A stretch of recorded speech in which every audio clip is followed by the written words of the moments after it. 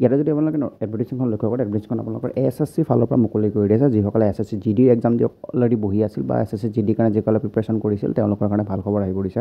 ইয়াত আপোনালোকে চাব পাৰে যে এছএছচি তেওঁলোকৰ ৰিজাল্টৰ কাট অফটো এৰি দিয়া হৈছে। আৰু ইয়াতে যদি আপোনালোকে লক্ষ্য কৰে ইয়াতে পোষ্ট কোডসমূহ দিয়া আছে ABCDEFGH কৰি আৰু প্লাছ ফ'ৰ্চ এণ্ড অৰ্গেনাইজেশ্যনৰ নামসমূহ দিয়া আছে, যেনেকৈ BSF হওক, CISF হওক, CRPF হওক, SSB হওক, ITBP হওক, AR হওক, NCB হওক, NSSF হওক, গোটেইখিনি বস্তু আপোনালোকৰ ইয়াতে দিয়া আছে। তাৰপিছত যদি আপোনালোকে লক্ষ্য কৰে ইয়াতে আপোনালোকৰ লিষ্টখন উল্লেখ কৰি দিছে, য'ত আপোনালোকৰ অৰুণাচল প্ৰদেশ, আছাম, বিহাৰ এনেকৈ গোটেইখিনি বস্তুৱে আপোনালোকৰ ইয়াতে উল্লেখ কৰা আছে। আৰু আপোনালোকে লিষ্টখন চাই ল'বলৈ পাৰে।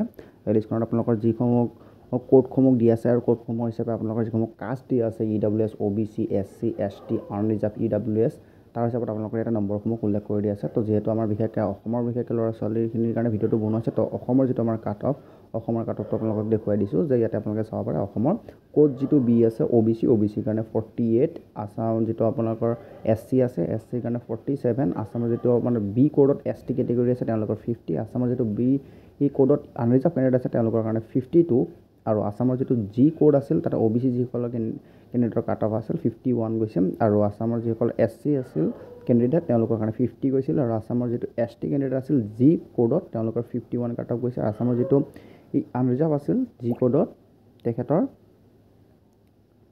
আৰু 54 কাট অফ গৈছে। আছামৰ যিটো এন কোড আছিল EWSৰ কাৰণে তেওঁলোকৰ 40 কাট অফ গৈছে। আছামৰ যিটো এন পোষ্টৰ কেটেগৰী আছিল OBC তেওঁলোকৰ 52 গৈছে। আছামৰ যিটো এন কেটেগৰী SC আছিল তেওঁলোকৰ 50 গৈছে, আৰু আছামৰ যিটো এন কেটেগৰী পোষ্টত ST আছিল তেওঁলোকৰ 51 কাট অফ গৈছে। আছামৰ যিটো এন পোষ্টৰ আনৰিজাৰ্ভ কেটেগৰী তেওঁলোকৰ 55 কাট অফ ইয়াতে গৈছে। কাট অফসমূহ আপোনালোকে ইয়াতে চাব পাৰে। তো মই এইখিনি সময়ৰ কাৰণে আপোনালোকৰ ওচৰত ৰাখি থৈ দিছোঁ। তো আপোনালোকে যদি বিচাৰে এখন ডিছক্ৰিপশ্যন পাৰি আপোনালোকে ইয়াৰ পৰাই ভালকৈ চাই ল'বলৈ পাৰে। আৰু ক'ত কিমানখিনি কেণ্ডিডেট এভেইলেবল আছিল সেইখিনি উল্লেখ কৰি দিয়া আছে, আৰু গোটেইখিনি বস্তু আপোনালোকে চাই ইয়াতে ভালকৈ স্ক্ৰীনশ্বট মাৰি এইখিনি চাবলৈ পাৰিব। যদি আপোনালোকে বিচাৰে আপোনালোকে এই গোটেই লিষ্টখন ডাউনলোড কৰিবলৈ, তেনেহ'লে আপোনালোকে SSC যিটো অফিচিয়েল ৱেবছাইট আছে তাতে গৈ পেলাই আপোনালোকে এইখন ডাউনলোড কৰিব পাৰিব। তাতে অলৰেডি এইখন প্ৰকাশ কৰি দিয়া হৈছে। লাগিলে SSCৰ যিটো অফিচিয়েল ৱেবছাইটৰ লিংক হয় মই এইটো আপোনালোকক আমাৰ চেনেলৰ ডেছক্ৰিপশ্যন বক্সত দি দিম। তাই গৈ আপোনালোকে ক্লিক কৰি ইয়াতে যিখন আপোনালোকৰ এডভাৰটাইজমেণ্ট গোটেইখিনি আপোনালোকে ডাউনলোড কৰি তাতে চাবলৈ গৈ পাৰিব।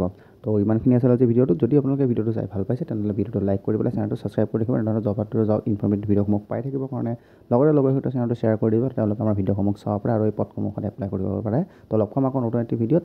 আজি ইমানখিনিতে দিছোঁ। ধন্যবাদ। জয় আই অসম।